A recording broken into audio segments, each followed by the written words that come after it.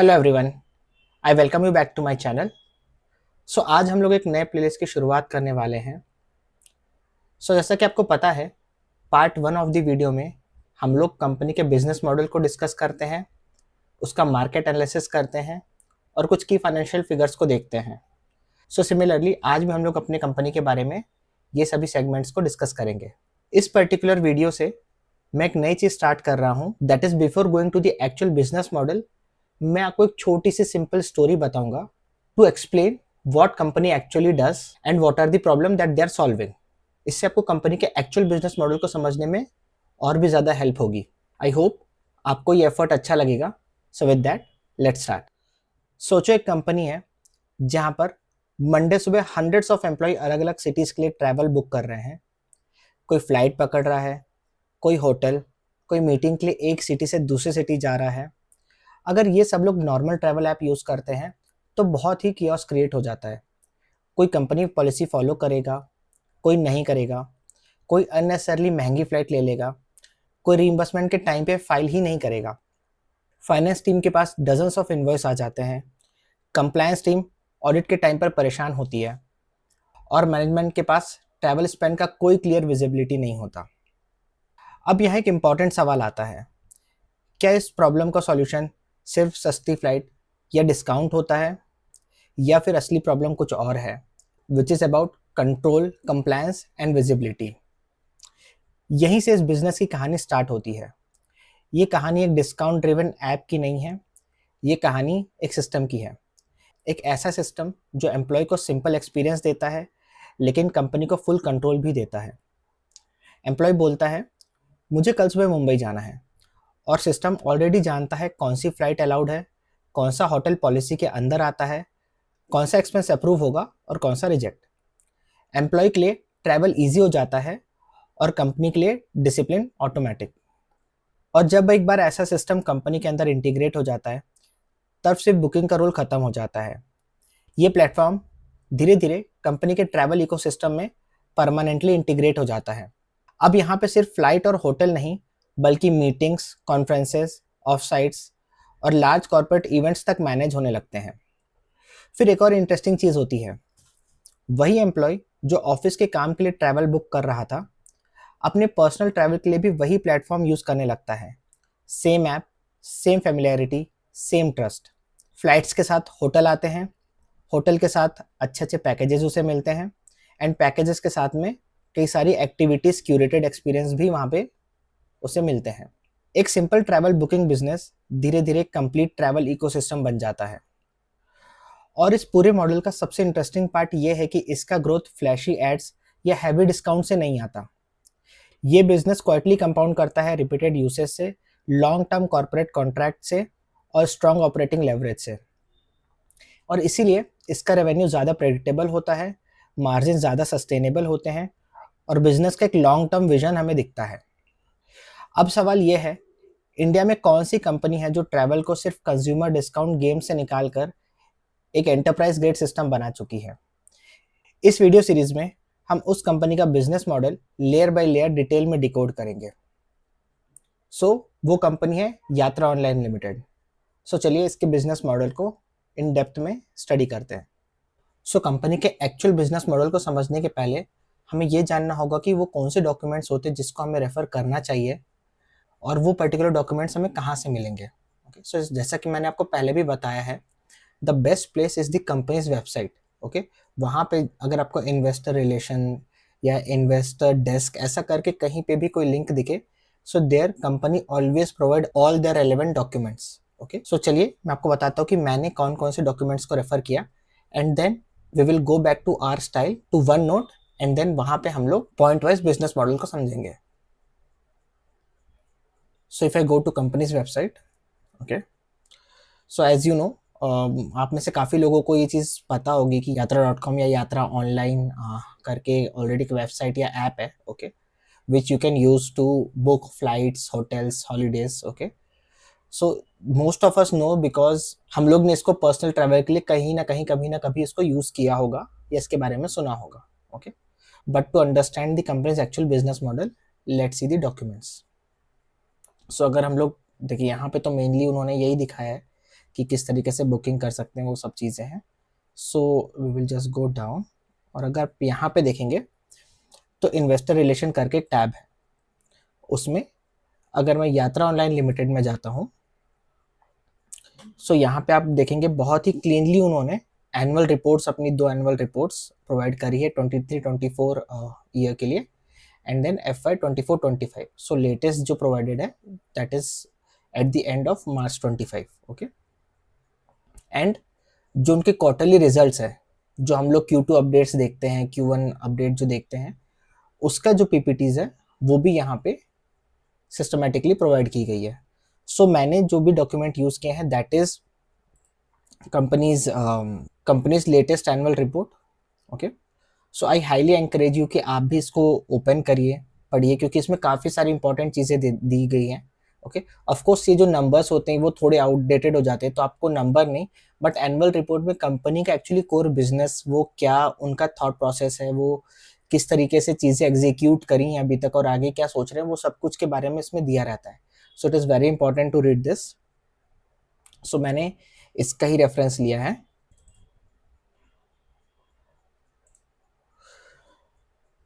Then मैंने जो latest 2 quarters है उसके इन्वेस्टर प्रेजेंटेशन को भी रेफर किया है। So this is the Q2 presentation. Okay,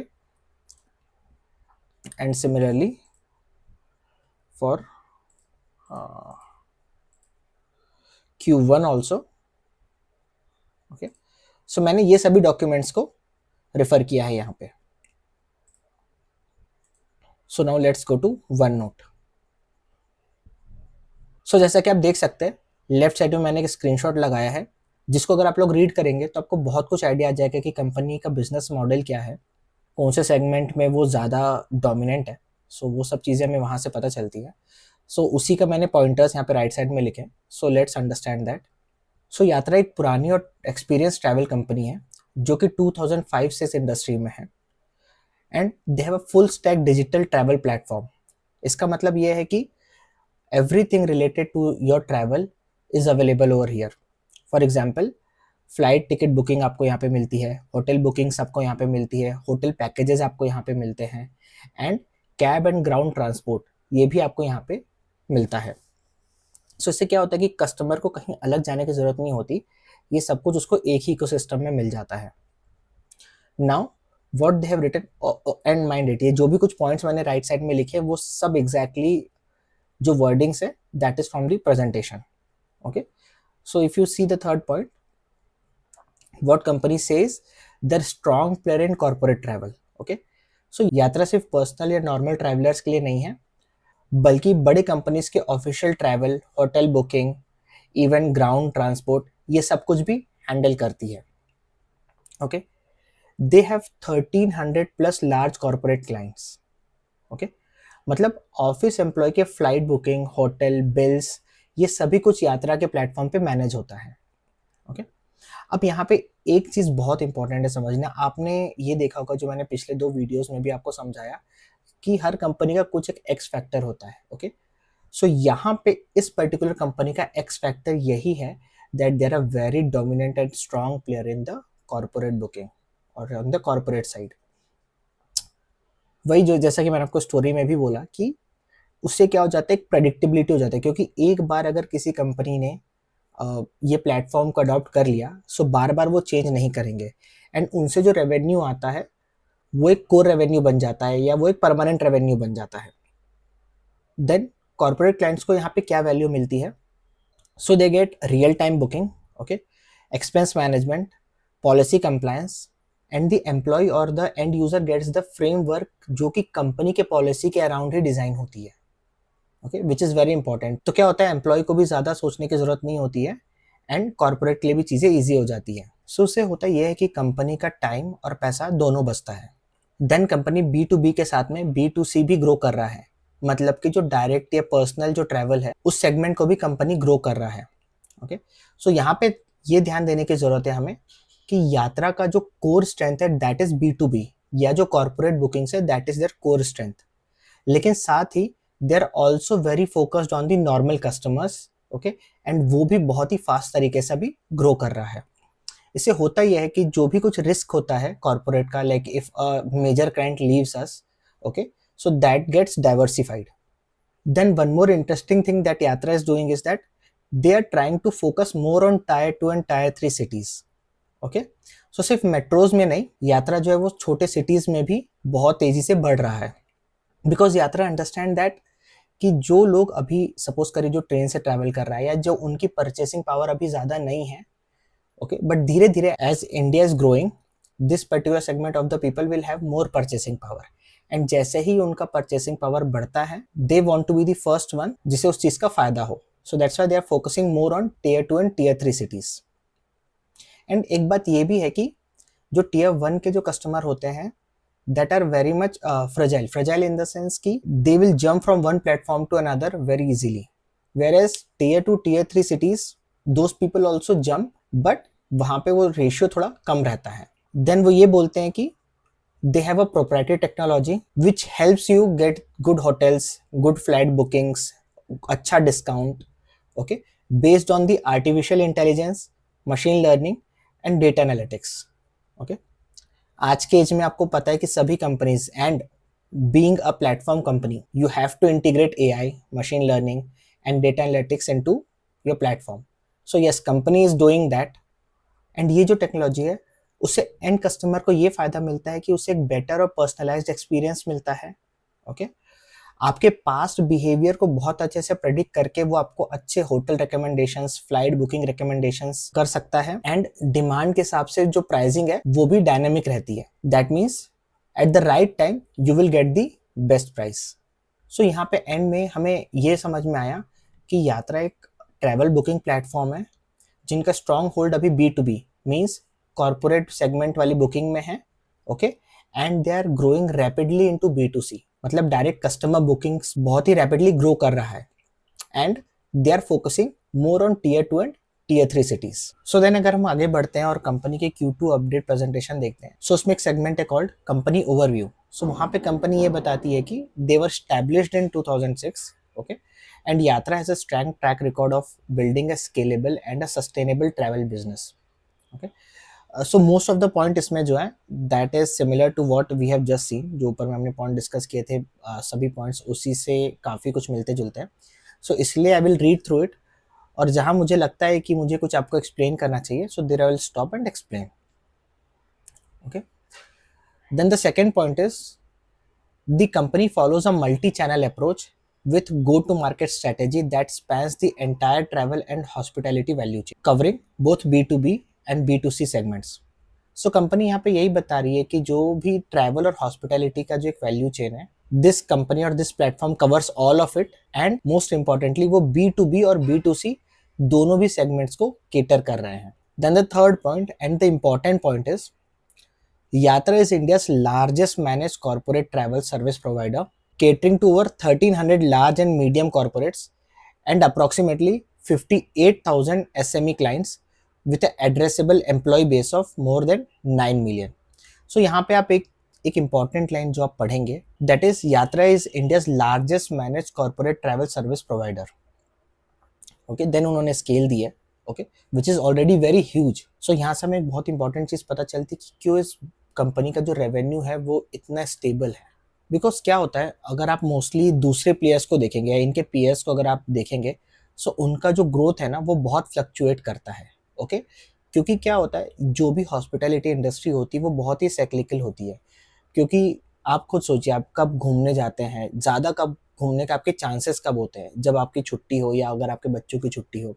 so अगर ये सिर्फ एक normal online air ticketing and hotel ticketing का प्लेटफॉर्म होता, सो इस पर ट्रैफिक तभी आता जब एक हॉलीडे सीजन है. बट यहाँ पे इन्होंने जो एक ट्रिक यूज करी है, that is they have majorly focused on B2B segment.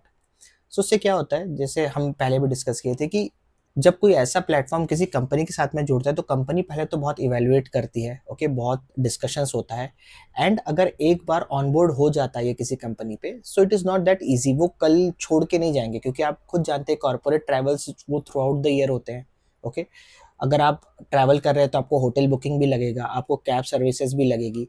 सो ये जो पूरा वैल्यू चेन है वो B2B बिजनेस या तो जो कॉर्पोरेट बिजनेसेस है वहाँ पे बहुत अच्छे तरीके से यूटिलाइज होता है एंड कॉन्स्टेंटली यूटिलाइज होता है. So that's why this becomes their X factor, and ये बहुत ही इंपॉर्टेंट हो जाता है.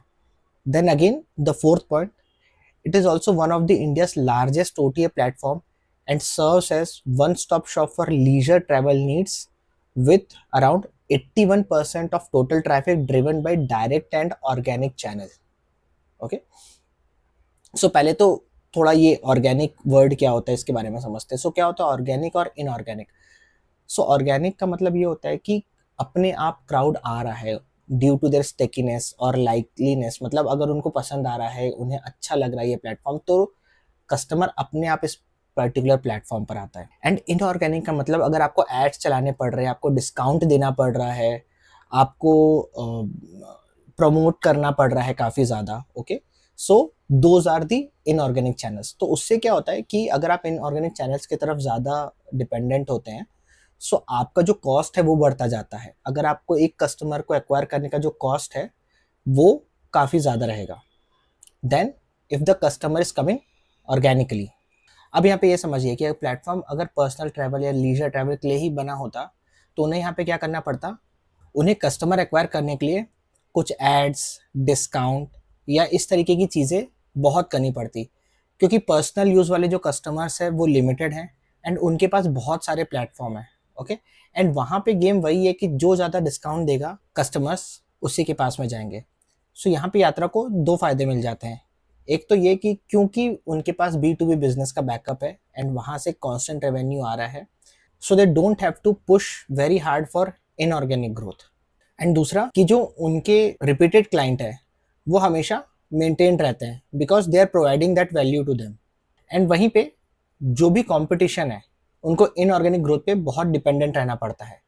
सो इसलिए जो ग्रोथ है वो प्रेडिक्टेबल नहीं रहता. Then the diversified customer base is supported by a real-time integrated technology platform designed to meet evolving needs of both corporate and consumer travelers. So why they have a very good technology and a very good platform which can cater to both corporate as well as personal travelers. Yatra offers a seamless multi-channel experience across desktop and mobile, backed by robust technology capabilities that enhance accessibility and drives consumer retention. सो वही बात है, जैसा कि हमें पता है कि यात्रा का जो प्लेटफॉर्म है that can be both use from desktop as well as mobile. Then in the last point they have just talked about how much experience the management is having. Okay. So which is always a good point. Then company ने अपने PPT में एक ये भी segment रखा है where they explain what are the multiple levers to deliver sustainable growth. Okay. So इसमें अगर हम लोग पहला वर्टिकल देखते हैं that is sticky corporate business. हम लोग ये ऑलरेडी डिस्कस कर भी चुके हैं कि अगर कोई कंपनी एक बार प्लेटफॉर्म बाय कर लेती है so it is very difficult for them to leave and to go to some other platform. So क्या रहता है कि एक स्टिकीनेस बनी रहती है एंड वो बिजनेस रिकरिंग आता रहता है.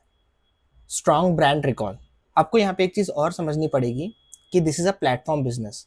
जैसा कि हमने पिछले वीडियो में भी डिस्कस किया था, जो भी प्लेटफॉर्म बिजनेस होते हैं उनका टेक जो होता है वो ऑलरेडी बिल्ट रहता है. Now it is all about scaling through their volumes. Okay. जितना वॉल्यूम आएगा उतना अच्छा उनका ऑपरेटिंग लेवरेज होगा एंड उतने कम कॉस्ट पे कंपनी ग्रो कर पाती है. Same is the case here. So brand पहले से नोन है. Okay. And they are focusing on tier 2 and tier 3 cities जहाँ पे अवेयरनेस बढ़ रही है. ओके. सो जो वॉल्यूम है वो ऑटोमेटिकली इंक्रीज हो रहा है on the B2C side. Then जो थर्ड वर्टिकल है there they say is cross sell to existing corporate base. तो इससे क्या होता है कि जो कॉर्पोरेट मेनली फ्लाइट बुकिंग के लिए प्लेटफॉर्म यूज करता है they can pitch them the hotel booking, insurances, expenses and software tools, जो अलग अलग टूल्स होते हैं that they can propose to them. Then they can also propose their employer for their personal travel. So वही बात आ जाती है कि सेम कस्टमर से वो लोग ज़्यादा रेवेन्यू एक्वायर कर सकते हैं एंड उसमें उन्हें कोई एक्विजिशन कॉस्ट भी नहीं लगता है. Then they says they have a very strong hotel supply network. So क्या होता है कि जो होटल का जो चेन है वो भी स्ट्रॉन्ग होना बहुत इंपॉर्टेंट है, क्योंकि जो होटल्स है उनका प्राइमरी टाइप जो होता है वो किसी ना किसी प्लेटफॉर्म के साथ में होता है. And if you have good hotels in them customer और the corporate will want to type with you. Then company जो है वो अपने दोनों भी बिजनेस सेगमेंट्स के बारे में बात करती है, कुछ की नंबर्स उसमें हाईलाइट करती है वो. ओके. आप लोग यहाँ पे एक चीज़ नोटिस करोगे, कंपनी ने कहीं पे भी खुद से होके ये नहीं बोला है कि they are very superior in B2B. But looking at this numbers and जिस तरीके से वो लोग बात कर रहे हैं, that the heavy lifting of the revenue is done from the B2B side of the business. Okay, again वही चीज हमें यहाँ पे भी देखने मिलती है. सो अगर आप कॉर्पोरेट बिजनेस देखेंगे, so they have more than 1300 large and medium corporate customers. So 1300 is a very big number, and that too large and medium corporate. Apart from that, they have 58,000 SME customer. So जो small and medium scale companies होती हैं, that number is around 58,000. Okay. Then you see here customer retention 97%. So this is what we are talking about कि platform का stickiness. Okay, मतलब 100 customers में से सिर्फ अभी तक 3 कस्टमर उनको छोड़कर गए हैं. I am talking about on the B2B side, मतलब corporates. Then again the next important number is this one which is 73% of their top 100 customers are there with them for more than 5 years. Okay, मतलब जो उनके top 100 customers हैं उसमें से 73% उनके साथ में 5 साल से ज्यादा है. सो आप देख रहे customers, the B2B side, those customers are not living them very easily. Okay, of course they are providing a very good service and वो सब चीजें तो होगी ही. ओके, but it is not very easy also for the businesses और the corporates to switch.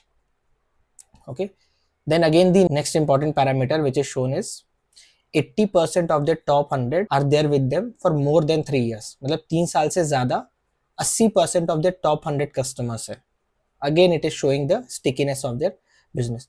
सो यहाँ से उनका एक कांस्टेंट कैश जनरेशन या कांस्टेंट रेवेन्यू हमेशा रहता है, और एक जो प्रेडिक्टेबिलिटी रहती है जो कि इनके पीयर्स में नहीं दिखती, वो यहाँ पे हमें दिखती है यात्रा के साथ में.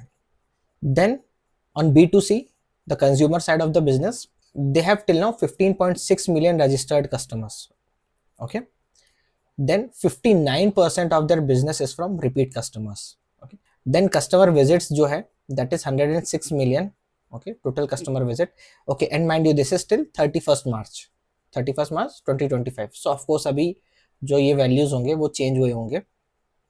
Okay, then business from new customer is 41%. So this is again a very good parameter. जो नए customers है वो भी काफी ज्यादा इस प्लेटफॉर्म को यूज कर रहे हैं.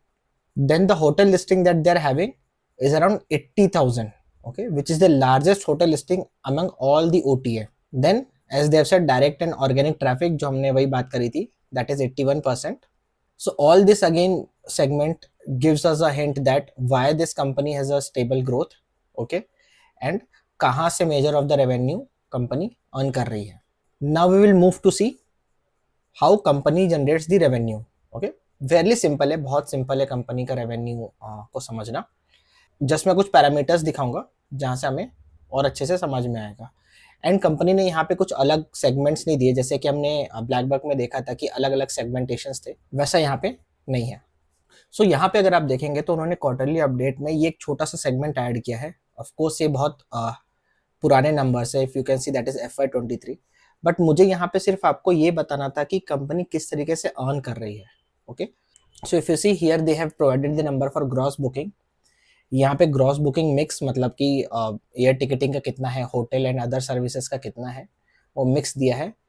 ग्रॉस टेक दिया है. ओके, कितना अमाउंट वो लोग इसमें से जो लेके जा रहे हैं, and then gross take percent. Okay, so किस पर्टिकुलर सेगमेंट में उनका कितना परसेंट है. सो आप यहाँ पे समझिए they are just a platform. Okay, flight, hotels and all the other services are run by someone else. Okay, and the booking is done by the end users. तो वो यहाँ पे सिर्फ वो प्लेटफॉर्म फीस या जो एक सर्विस फीस है, बस ये लोग उतना ही चार्ज कर सकते हैं. So if you see they have the highest booking percent in the hotel and packages. So यहाँ से हमें क्या समझ में आता है कि इनका होटल का बिजनेस अगर अच्छे से ग्रो कर रहा है, ओके, या अच्छे रेट से ग्रो कर रहा है, then the company will earn more revenue and hence growth rate अच्छा रहेगा. सो हमें वही चीजें देखनी होती है. जब हम लोग Q2, Q3, Q4 का रिजल्ट हम लोग जब देखेंगे, तब हमें यही देखना है कि जो उनके होटल्स का जो ग्रोथ है, क्या वो स्टैग्नेंट तो नहीं हो रहा है, ओके, या कितनी स्पीड से वो बढ़ रहा है. Okay, because if that is increasing rapidly, so obviously they will make more revenue. Similarly air ticketing का they have 7.7%.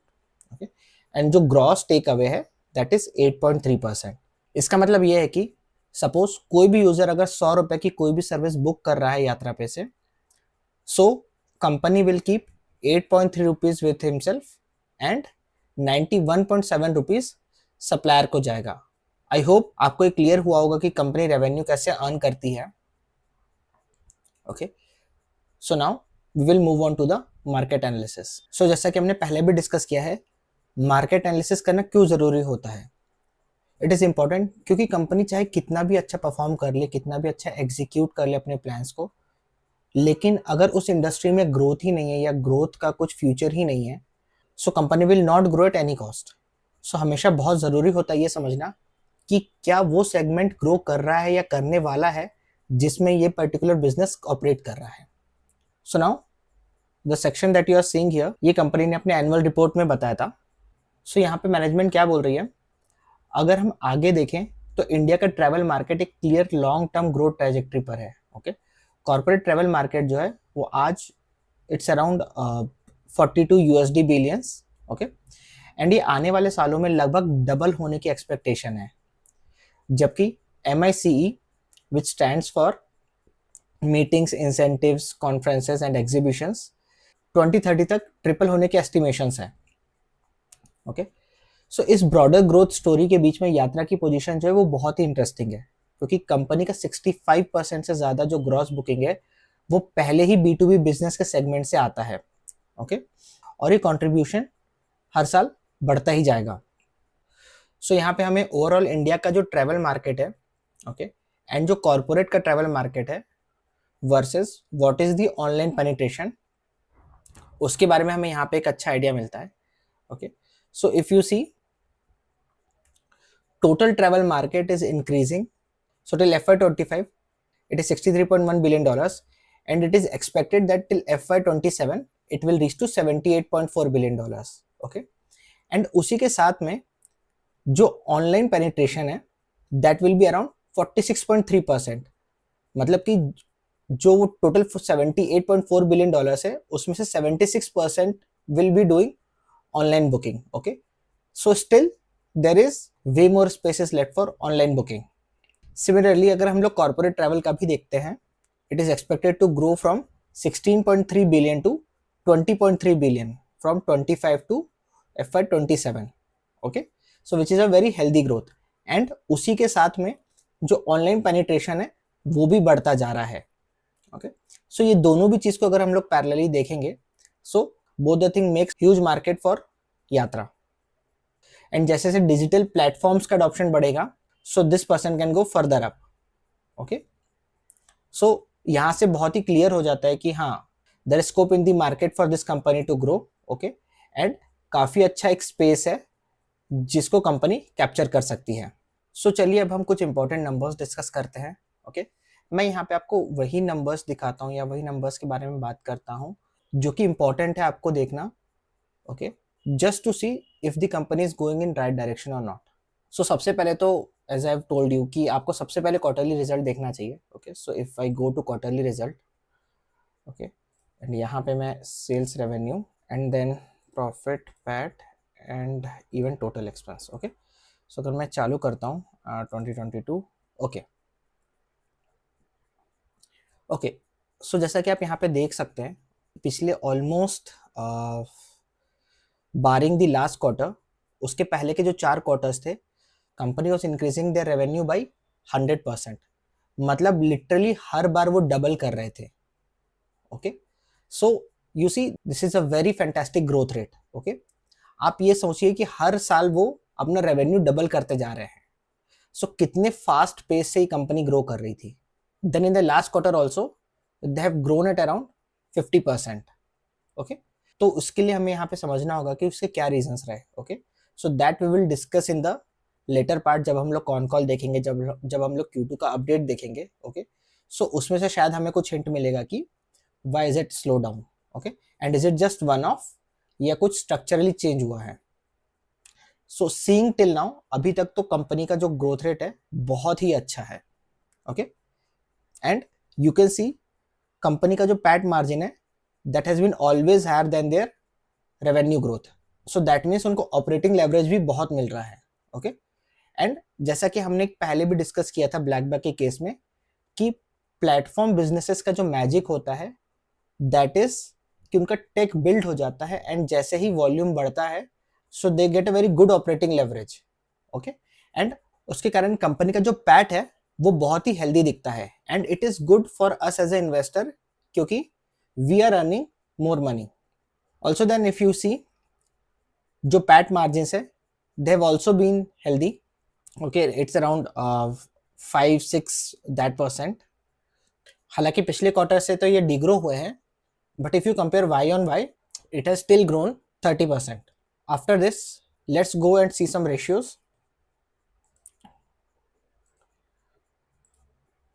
So if you C P यहाँ पे 42 है। सो जैसा कि मैंने मेरे पहले वीडियो में समझाया था कि पी का एक्चुअल मतलब क्या है, ओके। सो अगर हम लोग यात्रा के कॉन्टेक्स्ट में देखें so company which is growing at 100% growth rate, okay, उसके लिए 41 और 42 P is very good. So till now company is looking in very good shape. Just the small concern is कि ये जो पिछला क्वार्टर था उसमें ग्रोथ रेट 50% क्यों रही, ओके, वो हम लोग को कॉन कॉल में या Q2 अपडेट में पता चलेगा। Then one more important parameter that I ask you to trace is the ROE. So if I go here and if I check the ROE, so हमें हमेशा यही देखना होता है कि डायरेक्शनली कहाँ जा रहा है, okay? So that was in negative, okay, and now it has almost moved to positive and then slightly declined in last quarter and अभी वो फिर से up है, so it is going in a upward trajectory only, okay. So चलिए थोड़ा ROE को समझते हैं कि आरओई जो है वो कैसे डिराइव होता है एंड उसका क्या मीनिंग है।